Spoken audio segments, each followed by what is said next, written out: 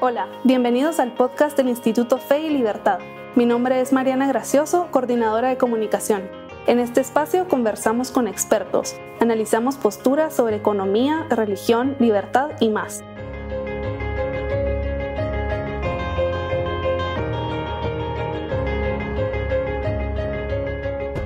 Estamos de regreso aquí en Los Disidentes por Radio Infinita. En unos momentos se nos estará conectando el director ejecutivo de la Fundación Libertad y Desarrollo, Paul Boteo, para que hablemos acerca de los resultados de esta encuesta y un poco de coyuntura también. Ya estamos a 4 días de la segunda vuelta electoral y si quieren les voy a adelantar leyendo algunos datos importantes para que no perdamos tanto tiempo en la discusión de los datos y le entramos más al análisis cuando se nos conecte el licenciado Paul Boteo.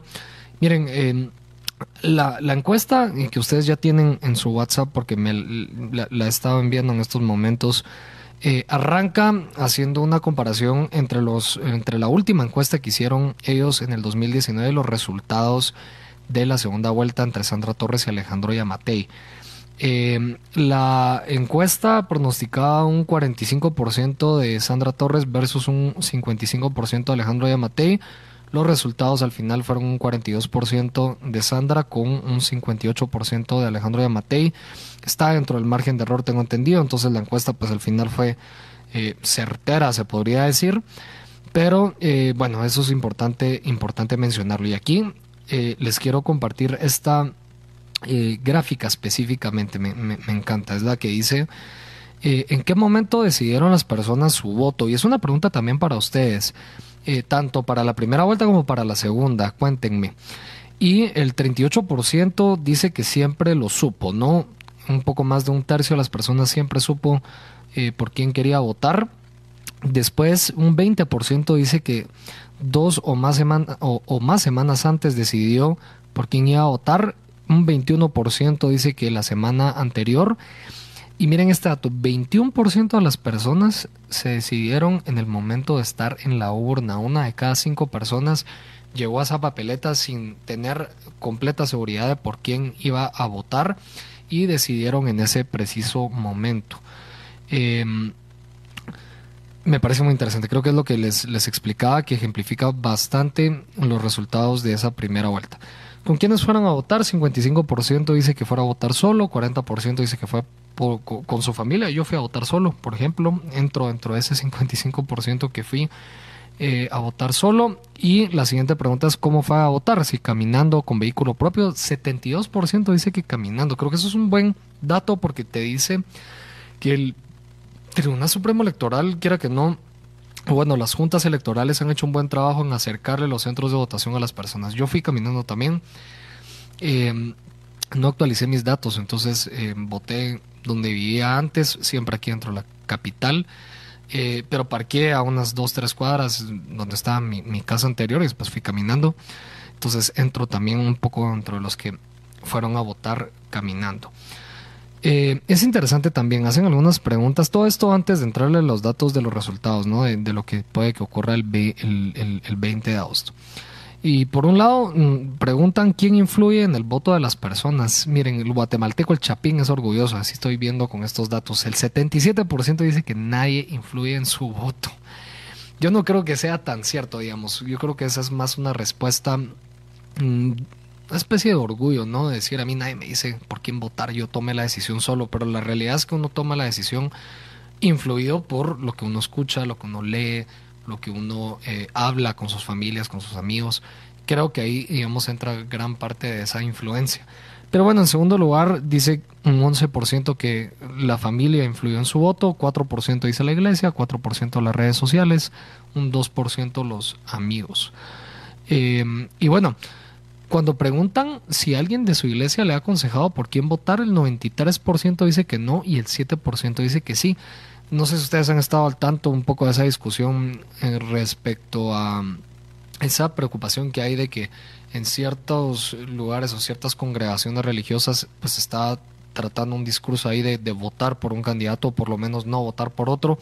Pues parece que eso no es la realidad nacional, digamos. Puede que sí esté ocurriendo en algunos casos marginales, pero no es la realidad en el ámbito nacional, yo creo que muchas congregaciones religiosas se abstienen de opinar sobre temas políticos, ¿no?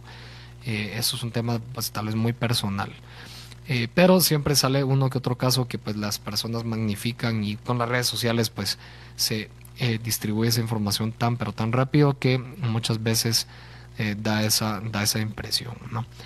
Cuando hablan de probabilidad de ir a votar, hacen una comparación de la primera encuesta que hicieron con respecto a la segunda, ¿no? Julio 2023 a agosto 2023.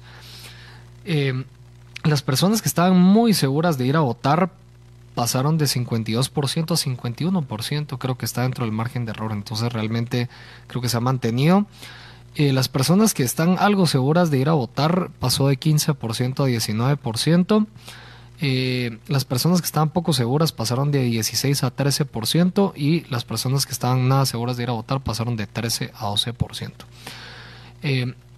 Yo creo que los datos, y esta es una de las primeras predicciones que van a escuchar, y ya la he dicho ahí medio sin ser tan directo, pero la participación va a bajar, como siempre baja. Tuvimos 59% de participación en la primera vuelta. Lo que yo espero es que baje a un 50%, por ahí. Lo cual cuadraría bastante con esta encuesta, ¿no? Que 52-51% de personas están muy seguras de ir a votar. Yo creo que va a estar como en 50% la participación, muy similar al comportamiento de hace 4 años. Ahora, el dato interesante es cuando preguntan según por quién va a votar, ¿no? Las personas que dicen que van a votar por Arévalo, el 59% de las personas dice que está segura que va a ir a votar, mientras que las personas que elegirían a Sandra Torres están en un 51%. Si sumamos algo y mucho, Arévalo llega al 78% de personas que están algo o muy seguras de ir a votar, mientras que Sandra Torres está en un 68%. No hay una diferencia de 20 puntos porcentuales. De 10 puntos porcentuales ahí.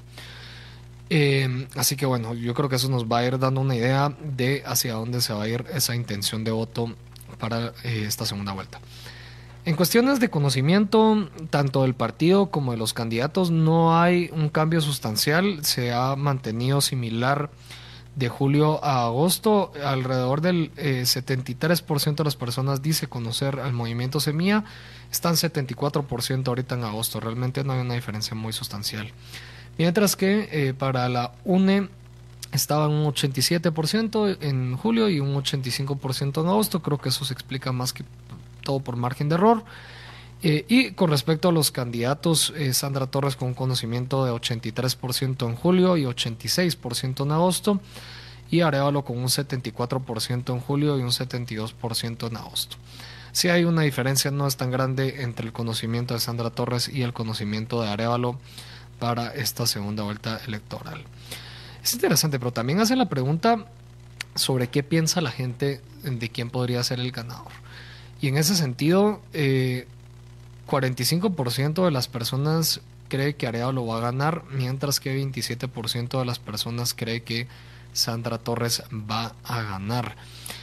Si lo vemos desglosado por diferentes variables, ¿no? Según región, Arévalo gana tanto en la región metropolitana como en el resto de Guatemala, en las personas, digamos, en la percepción de que va a ganar. Según también educación primaria, secundaria y superior, Arévalo gana, digamos, en esas tres. Y cuando preguntan, dependiendo de por quién votaría, o digamos cuando hacen el análisis de por quién votaría, es interesante, pero ahí sí hay una diferencia bastante grande, ¿no? Las personas que votarían por Arévalo, el 77% de las personas cree que él va a ganar, es bastante. Mientras que el 59% de las personas que votaría por Sandra Torres cree que ella va a ganar, no están del todo convencidas de que Sandra vaya a ganar. Las personas que van a votar por Sandra, eso es bien interesante porque puede generar algún efecto ahí psicológico, ¿no? Respecto a si van a querer salir a votar en esta segunda vuelta. Antes de llegar a la parte de la intención de voto, hacen una evaluación sobre la percepción de la situación del país si gana un candidato u otro. Si gana Sandra Torres, el 32% dice que el país se mantendrá igual, un 20% dice que mejorará y un 30% dice que va a empeorar. mientras que con el candidato Arévalo el 29%, muy similar a Santa Torres, dice que se va a quedar igual, pero ahí sí vemos una diferencia. El 32% dice que el país va a mejorar, mientras que solo un 12% dice que el país va a empeorar. Pero bueno, ya nos acompaña el director ejecutivo de la Fundación Libertad y Desarrollo, Paul Boteo, para profundizar sobre estos resultados. Paul, bienvenido. Buenas tardes, José. Mil disculpas por el retraso. Agradezco mucho el espacio enormemente y es un enorme gusto saludarte, además, que te tengo gran aprecio.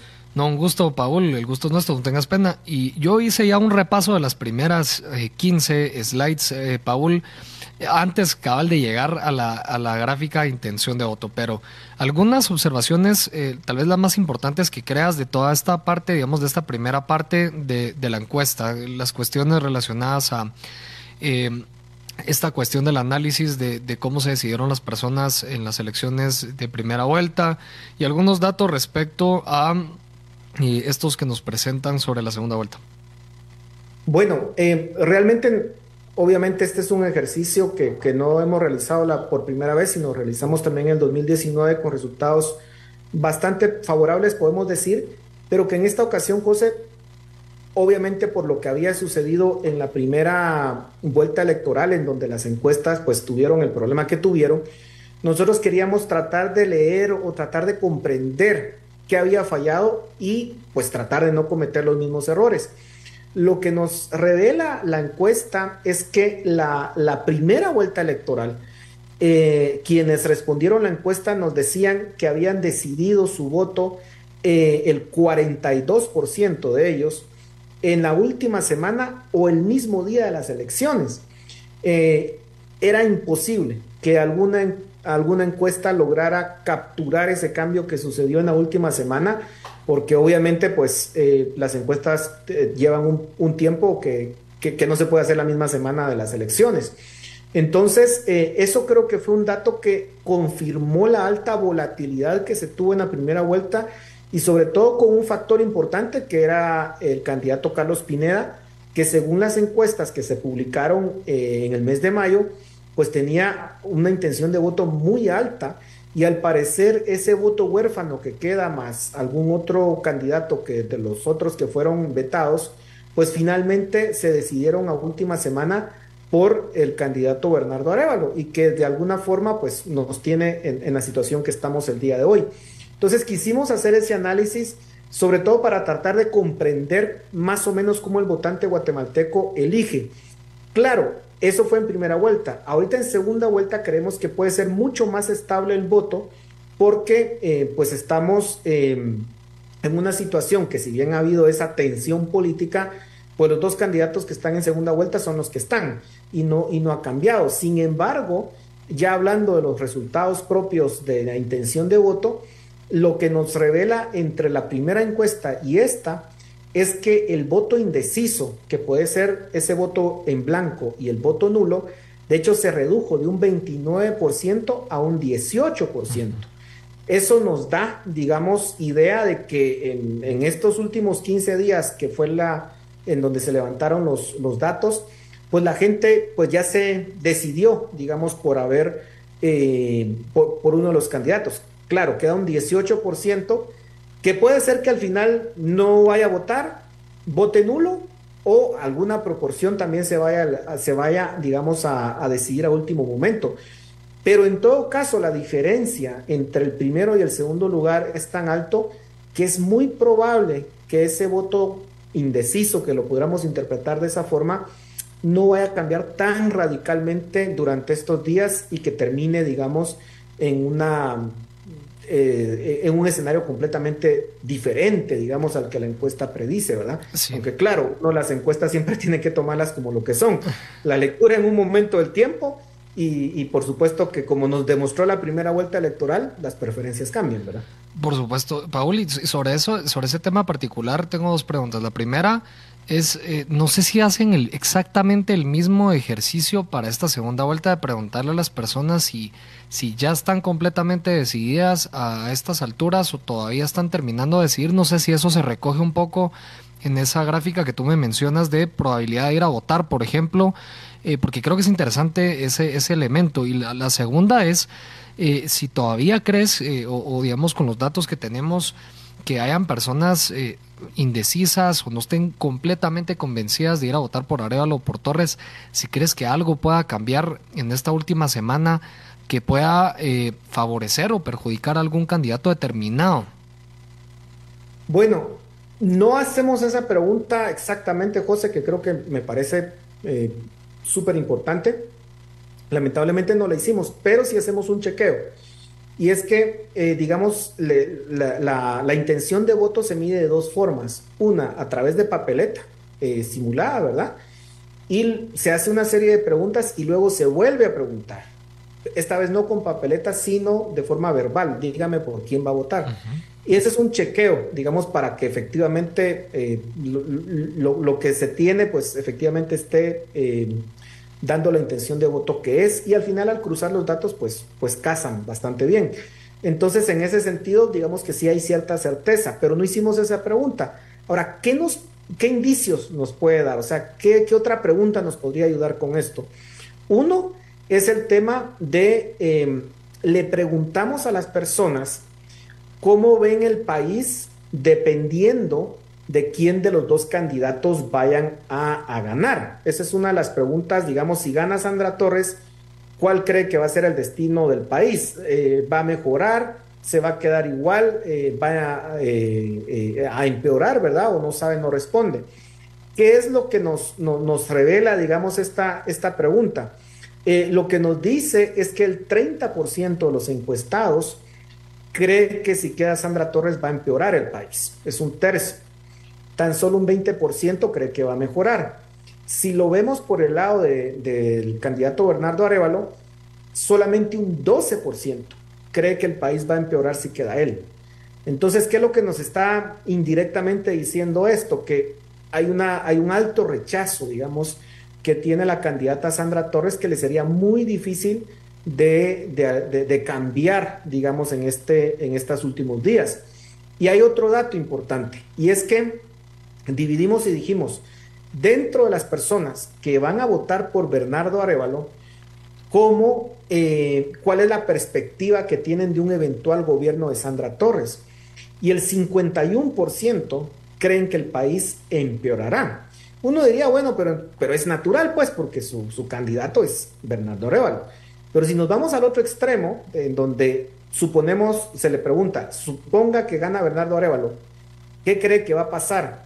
Y lo reducimos a los votantes de Sandra Torres, solamente un 21% cree que el país empeorará dentro de los votantes de Sandra Torres de quedar Bernardo Arévalo. Entonces eso nos da una idea de, digamos, del fervor, si se le quiere llamar de esa forma, del voto de uno y de otro, ¿verdad?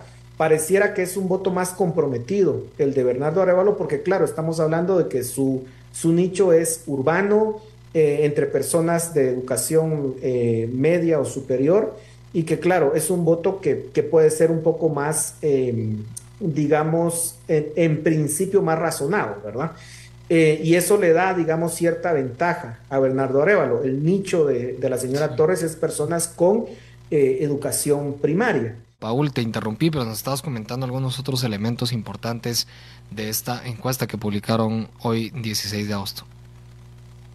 Sí, efectivamente, José, una de las cosas que también queríamos indagar era sobre el acarreo de votos que pudo haber existido en la primera vuelta electoral. Eso es difícil de determinar porque obviamente las personas pues, no van a decir, miren, la verdad es que a mí me acarrearon, ¿verdad? Entonces quisimos ponerla, digamos, como una pregunta, digamos, aleatoria, en donde les dijimos, mire, ¿con quién fue a votar usted la primera vuelta? La mayor parte fue o sola o con su familia, ¿verdad? Pero un 5% fue a votar con personas de su comunidad, con líderes comunitarios o cocodes, o con personas de su iglesia. Digamos que eso podría ser un indicio, tal vez indirecto, José, pero sí puede ser un indicio de cuánto pudo haber sido el acarreo. Eso es un 5%, claro, con el margen de error correspondiente, pero si uno considera los 5.5 millones de personas que fueron a votar en la primera vuelta electoral, eso nos diría que más o menos 270,000 personas podrían haber sido acarreadas. ¿Es eso mucho? ¿Es eso poco? Bueno, si vemos los resultados, la fragmentación de los votos que hemos experimentado desde 2019, pues sí podrían ser importantes, porque claramente ese 270,000 personas representan más o menos el 60% de los votos que sacó Manuel Conde Orellana, o es mayor, por ejemplo, de la diferencia que tuvo Sandra Torres sobre Semilla. Entonces, sí pueden determinar una elección y sobre todo porque la percepción es que el domingo podría activarse toda una maquinaria de traslado o de acarreo de votos por parte de los aliados de Sandra Torres, candidatos y por supuesto con el apoyo del gobierno central. Entonces, eso podría afectar de alguna forma los resultados. Y el otro es el tema de el papel de las iglesias, ¿verdad? Hemos visto, digamos, o existe la percepción de que las iglesias están activas dentro de este proceso electoral. Lo que nos sorprendió es que tan solamente el 7% de los encuestados indicó que su pastor, sacerdote o líder religioso ha tratado de influir en su voto.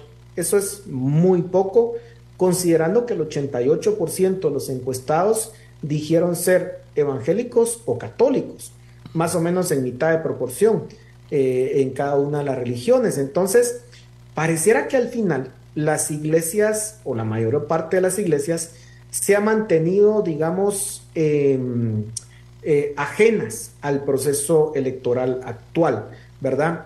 Porque eso también podría ser un voto importante. Recordamos que fue una de las discusiones que se tuvo, por ejemplo, cuando se lanzó Harold Caballeros o cuando Ríos Montt se lanzó también. Incluso se creía que Suri Ríos podía captar parte de ese voto, pero parece que ese voto, digamos, apegado o relacionado con la religión es mucho más difícil de captar de lo que creemos.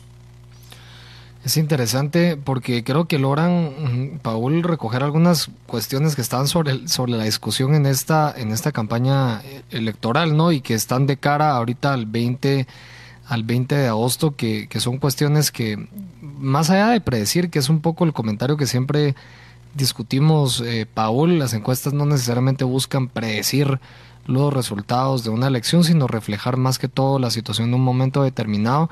Sí es interesante esas variables que ustedes recogen que están sobre el ambiente respecto a esa discusión. A ver, Paul, tal vez a manera también de conclusión, con base en todo lo que podemos ver en la encuesta que ustedes hacen, ¿cuál es tu conclusión? Digamos, ¿cuál es la conclusión a la que pueden llegar a través de estos datos? Bueno, yo te diría que si unimos la primera encuesta con esta, José, yo creo que estamos en un momento del país en donde hay gran descontento de parte de la población. La primera encuesta electoral nos decía que más o menos 3/4 de la población, 75% aproximadamente, consideraban que el país iba por un mal camino. Gran parte de la preocupación de la gente, sobre todo en la gente joven, educada, eran los altos niveles de corrupción que se podían percibir. Y, digamos, las redes sociales han jugado un papel fundamental en este proceso electoral. Básicamente estamos ante, digamos, alguien que pasa a segunda vuelta sin haber invertido pues una cantidad ingente de dinero, sino que una campaña bastante modesta, está en segunda vuelta y ahora está liderando la intención de voto. Entonces, creo que estamos en un fenómeno importante para el país. Creo que hay un cambio generacional que se está dando en el país y que lo tenemos que leer, aprender a leer, y por eso creo que este ejercicio de encuestas no solamente tiene que ser durante el periodo electoral, sino tiene que ser una cuestión continua que nos permita ir interpretando lo que está pasando con la población, y que pues eso sea un llamado de atención para la élite política del país sobre la forma en que se está gobernando y los resultados que pudiesen eventualmente darse dado esa coyuntura. Entonces, pues ese es el aporte que queríamos hacer como fundación, tratar de leer lo que está sucediendo en el país, porque al final de cuentas esto deja de fuera la cuestión subjetiva, ¿no? Que muchas veces, bueno, yo interpreto, bueno, aquí están los números, ¿verdad? Y ya con esos números, pues sí, le podemos dar la interpretación que querramos, pero tenemos elementos para poder discutir de una forma, pues, mucho mejor que si no tuviéramos esta información. Y yo creo que termino, José, con lo que tú decías. Esto es una lectura de lo que es la intención de voto que se tenía en el país entre el 4 y el 13 de agosto. Y en esta semana, pues claramente pueden cambiar cosas y ya veremos qué sucede el domingo. Paul, te agradecemos mucho que nos hayas acompañado en esta ocasión y tal vez terminar con un poco los resultados finales, ¿no? La intención de voto entre Sandra Torres y Arévalo va, digamos, hacia Arévalo con un 61% y Sandra Torres en un 39%.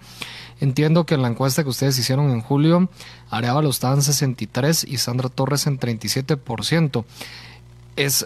¿Hay algo que comentar ahí, Paul? No sé si está dentro del margen de error, como para solo decir, bueno, la tendencia pues parece que se va a marcar en ese 60-40, o si podemos decir, bueno, se está acercando cada vez más la elección de cara al 20 de agosto. No, yo creo que la interpretación es que está dentro del margen de error, realmente no cambió, ¿verdad? Porque está ahí. Para que se considere que una variable cambió, tiene que moverse el doble del margen de error. Okay. Eso significaría que tuvo que haberse movido más de 4%, 4.5%, y no ese es el caso.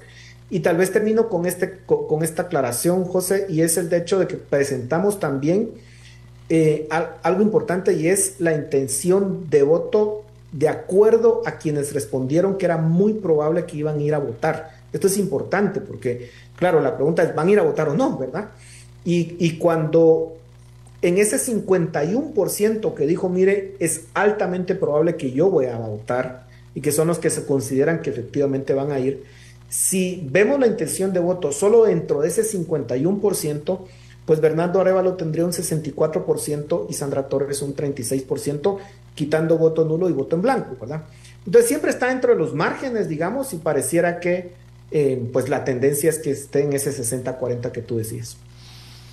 Excelente, Paul. Pues muchísimas gracias por la información. Es una encuesta que hemos estado compartiendo a nuestros radioescuchas al 5741-1290. Y un último comentario, Paul. Hoy en la noche Prensa Libre también presenta una encuesta. ¿Qué esperar? ¿Crees que los resultados van a ser similares de alguna forma u otra, Paul? Bueno, José, la verdad es que en el 2019 Prodatos le daba una intención de votos menor a Sandra Torres de lo que Sid Gallup le daba, y le daba más intención de voto a Alejandro Yamatei, ¿verdad? Vamos a ver si eso se cumple en esta oportunidad, ¿verdad? En cuyo caso, digamos, esta encuesta sería, ¿cuál sería la palabra? Sobreestimando de alguna forma el voto que se le está dando a Sandra Torres. Pero vamos a ver, en todo caso yo esperaría que estén muy similares, porque deberían de ser ejercicios pues estadísticos que nos deberían de dar datos pues no muy diferentes, pero vamos a ver cómo salen los datos. Pero dejo ahí el comentario. Por supuesto, lo que sucedió en 2019 con nosotros estuvo dentro de nuestro margen de error, así que no pasaba nada, ¿verdad? Pero vamos a ver qué sorpresa nos trae. Gracias, Paul. Pero bueno, nosotros nos despedimos de este segmento. Gracias a Paul Boteo por habernos acompañado en nuestro segmento de Voces, Fe y Libertad aquí en Los Disidentes.